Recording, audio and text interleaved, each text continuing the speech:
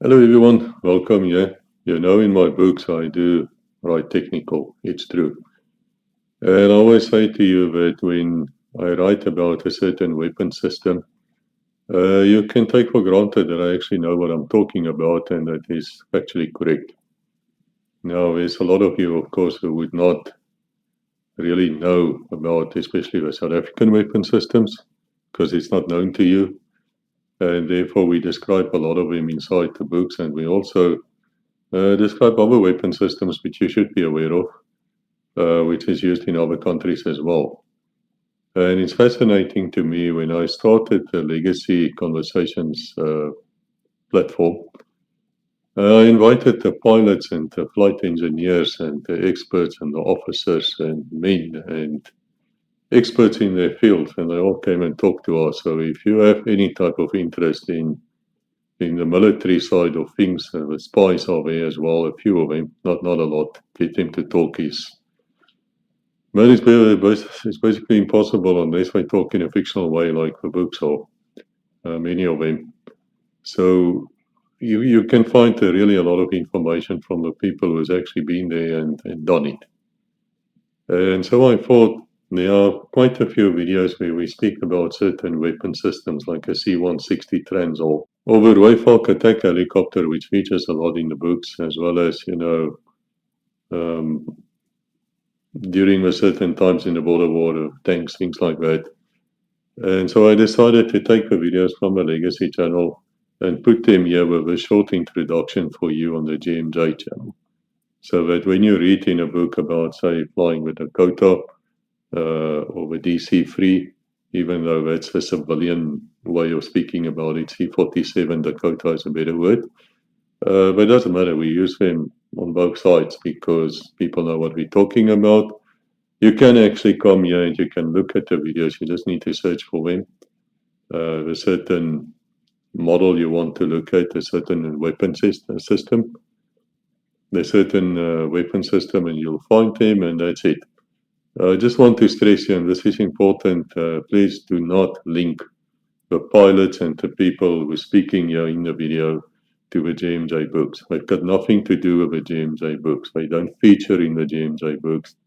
They are not the pilots and the people we're talking about when we read the books. I don't even know about the books, right? So don't think that, oh wow, you're seeing this character here or that character there. No, no. You will never see them like that in a video. It's virtually impossible to do that. And so with that disclaimer, let's go to the video. And thank you once again for being here. I hope you enjoy the books. If you do, man, let me know. Let me know. I always appreciate speaking to readers. And if you wish, just leave a good review somewhere because we are under attack. It is so that the books are quite in your face sometimes, and sometimes the truth really annoys people, and then they come after you. But anyway, besides that, most of what you read in the GMJ books are actually based on facts. Most of them are training scenarios where it did happen, or it's one of those scenarios which you figured out which could have happened, but thank God didn't yet. So you work out how you're going to respond if this should happen. I think you call it contingency plans. And so that's how we put them into a book format so that we can get people to realize the danger because they're also educational, of course, and they're also there to warn. But a lot of people don't want to be warned. They want to live in their fool's paradise until it bites them. So anyway, that's it. God bless until we meet again. Welcome to Legacy Conversations, a channel where we preserve military memories and history.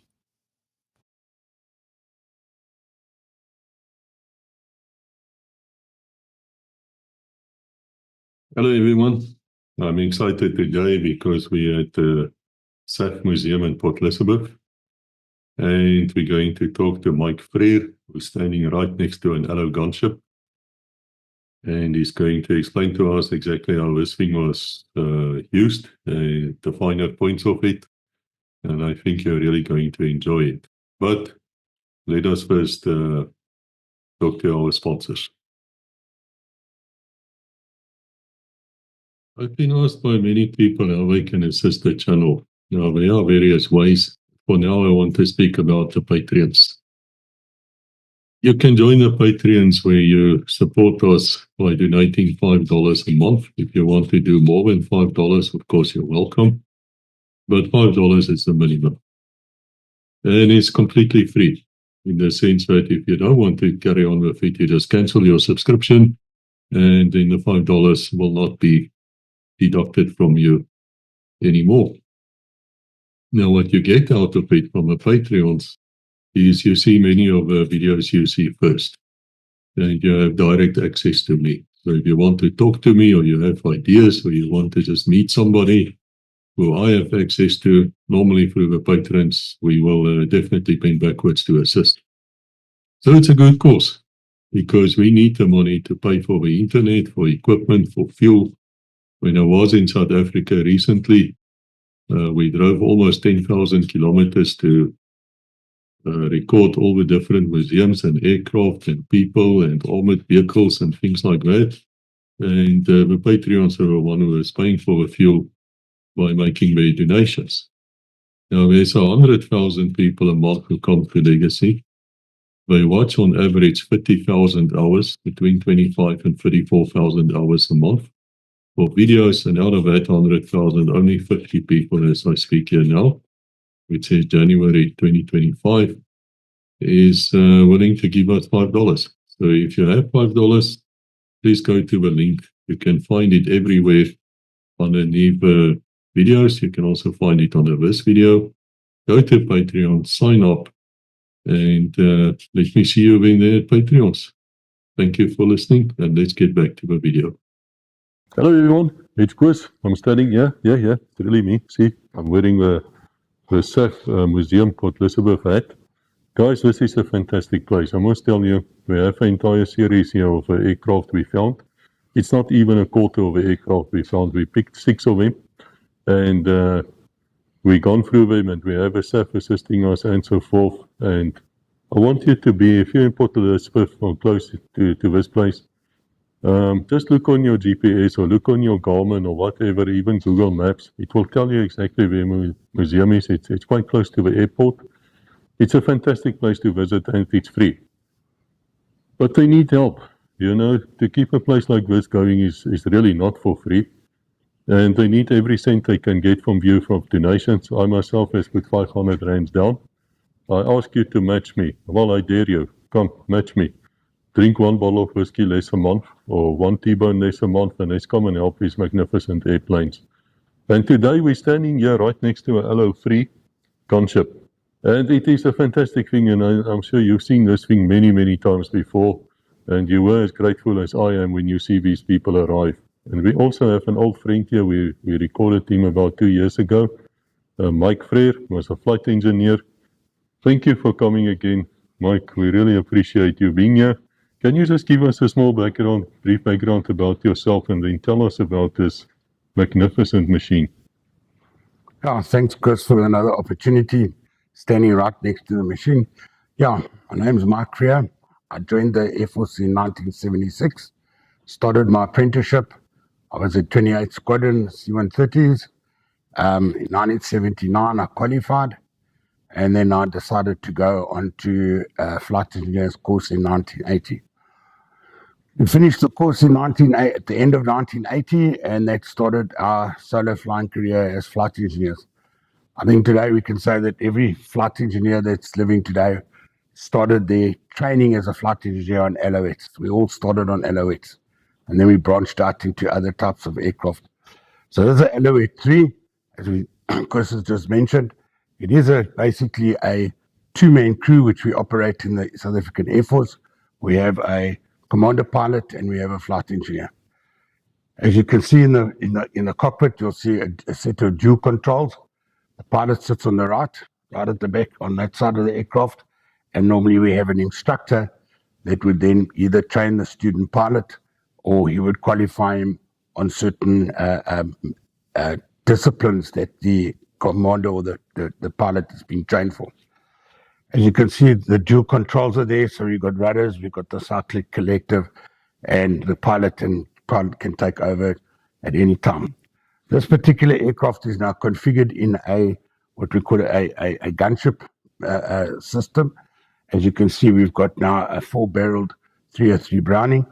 The flight engineer will then normally sit where the seat is vacant, but that's his seat at the back, and he then operates the cannon of different types of calibers that the alloys do carry. This is a hydraulic assisted weapon, so when you move the handles at the top there, either left or right, up and down, the cannon follows that azimuth.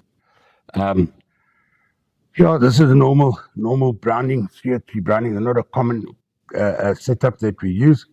When we go into a hostile situation where we have we won't have that center seat. We have got a seat that's built for the pilot that is a armor-plated seat, but we'd have a seat facing backwards, and that would be basically for the ground commander.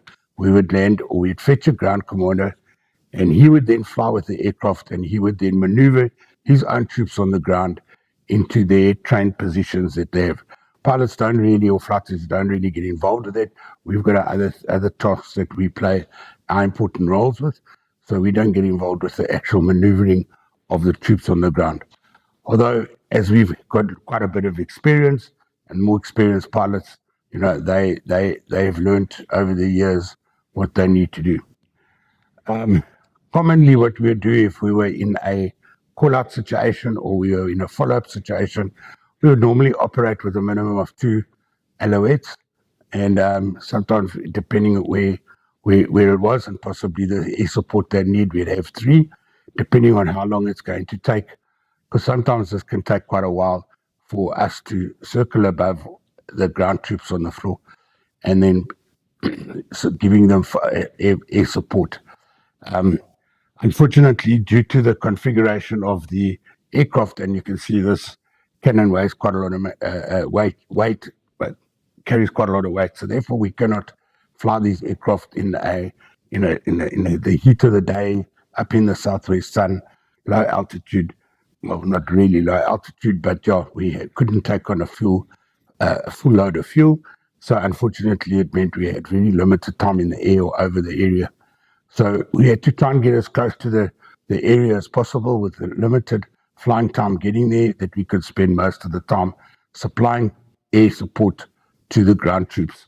So we would fly in a left-hand circular pattern, and we would fly around quite far from each other, obviously with the barrels pointing towards the ground. Once one aircraft started getting low on fuel, they would just go and get refueled at the closest base, and then each aircraft would run off and go and get fuel and go and get fuel. So we maintained always 2 aircraft in the air. We worked with a lot of different corps within the army.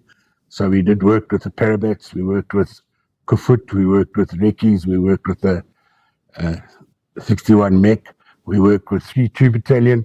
So we had a nice mixture from the Air Force. We had a nice mix of guys that we worked with, very specialized guys, very dedicated soldiers that we've developed over the years in our bush warfare, and some highly respected guys.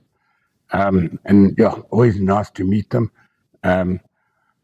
Not so much taking them into the unknown, but it's really nice when you go and fetch them and they've done the task that they want to do, and you go and fetch those guys, and it's very, very satisfying when you fetch them.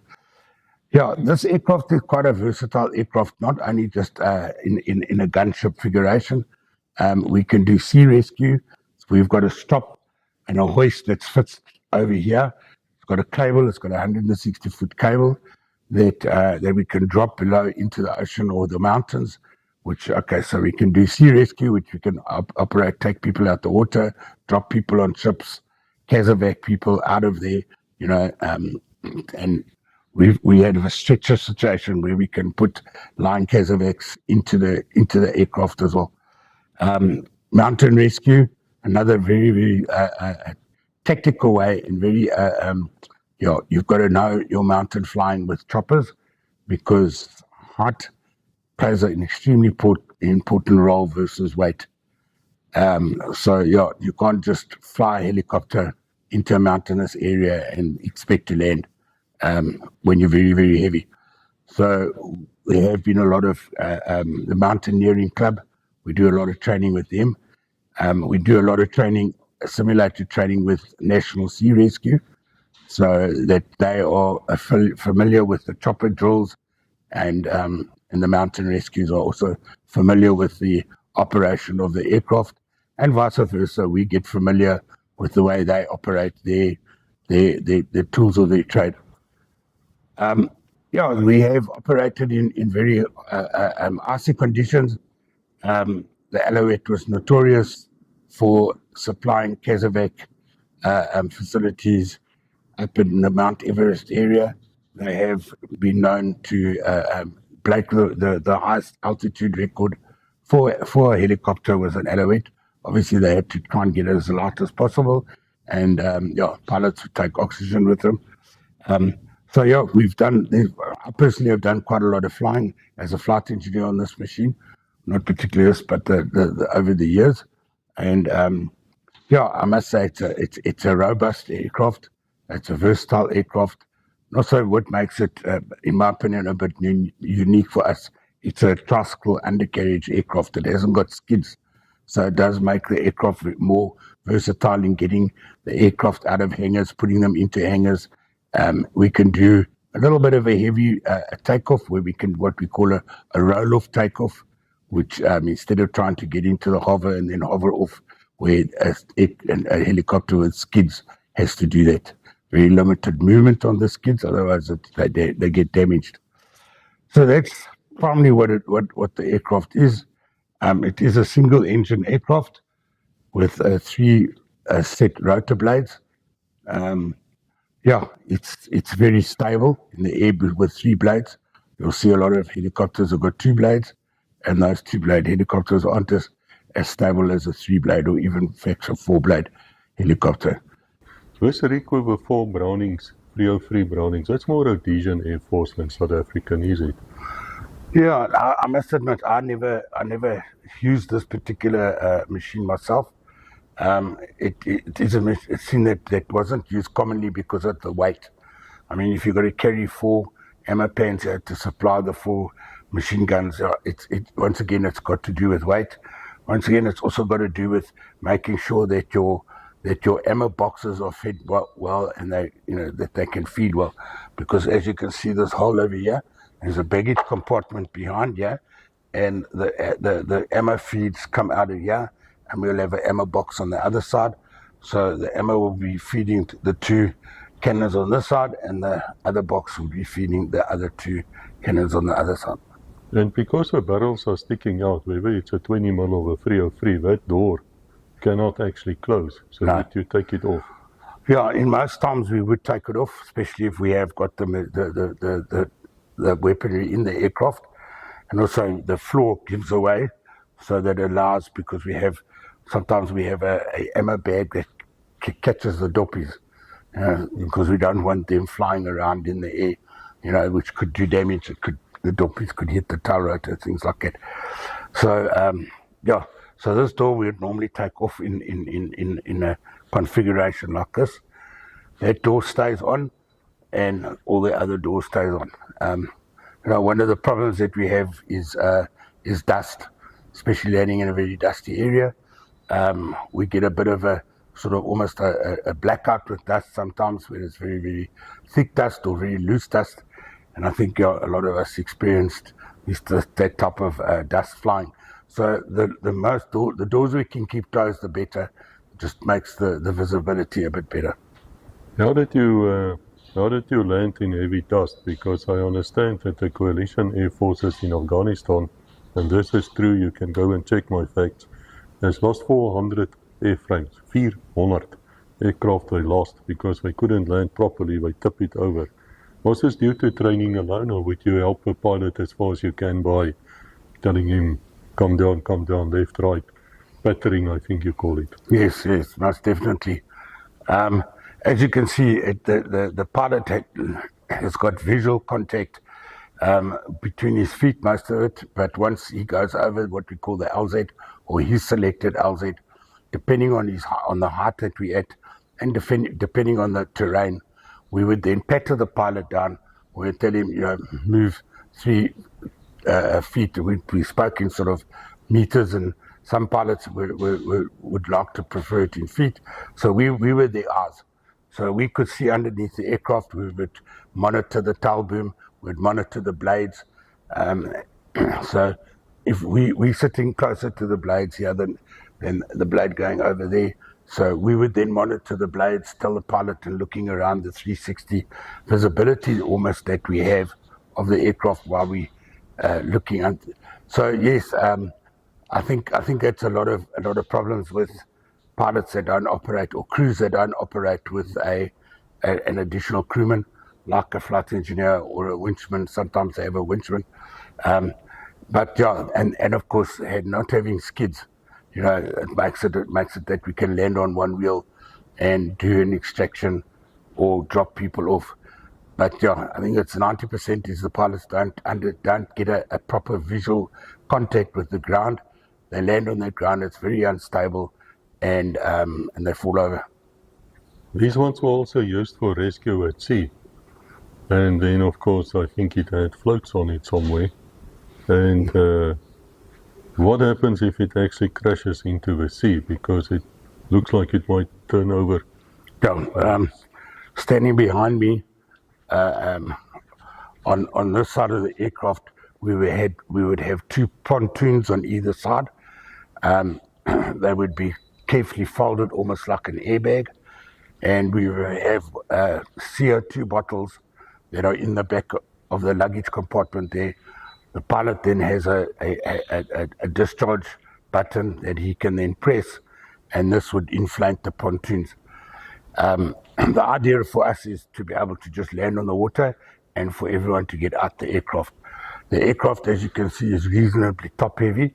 So once the aircraft has got to its water level, you'll find the aircraft will want to turn upside down. And you're trying to escape from it even if it's like upside down? Yes. All the chopper crews, once a year, we've got to go and do what we call dunking training in Simonstown. So we all go there because that's where the Navy is, and that's where the actual machine that we use. So we come in this simulated cage, and they drop us in the water. We do about 3 or 4 different types of maneuvers. We drop us in the water, they turn us 45 degrees, and we must get out. And they turn it 180 degrees so that we can feel that thing upside down. But we've got to keep our safety belts on until the movement stops. So that's the biggest training, is to have that feeling and the time frame that it has, that you've got to just obviously hold your breath. But I actually get pretty used to it. And then they turn it. The sound of freedom, huh? Fly past. Fly past, yeah, we're at the Air Force Base. But it must be scary. I mean, you're going under the water, I suppose, is rushing in. You're sitting there, the next moment the thing starts tilting, and you wait and wait and wait. Are the doors open during those training? Most times you'll find that the doors, when we do a bit of mainly sea rescue, this door would be open. Sometimes the flight engineer's door would be, we would take that off, depending on the type of rescue, because there is a lot of water flowing around, and yeah, that water, and it is salt water, so we want to basically protect ourselves from getting salt water in our faces, etc., etc. But the training is just simulated. Fortunately, it's simulated, but yeah, it's just something that it just prepares us for. I mean, we do survival, what we call a sea survival course, where we learn all about what we can eat and get off the beaches, etc., etc., all the different flora, and how to make water, good enough to drink. And then we do land survival, which once again, we study all the plants, etc., that we can have, making smokeless fires, and also obviously surviving, and what animals that we must fear, and how to, create warmth for ourselves, particularly in the sea, where we've got to, because it's cold, and believe me, the sea's cold. Yeah. Yeah, we just came from Cape Town, Rebecca and myself, and I was always under the wrong impression that it's the Indian Ocean going there and then, a little bit further the Atlantic. But in fact, it's Atlantic and she froze. She tried to swim there. So I think being dunked in the ocean in Cape Town cannot be a nice experience. But thank you. Thank you for always coming to our aid. I mean, I'm sure a lot of you has called in the chopper boys and they always came, and there's a deep sense of gratitude from us in the infantry towards you guys and also from the police units. We really loved it when we saw those choppers circling the Caspers. It was a fantastic experience. Thank you so much, Mike. Pleasure.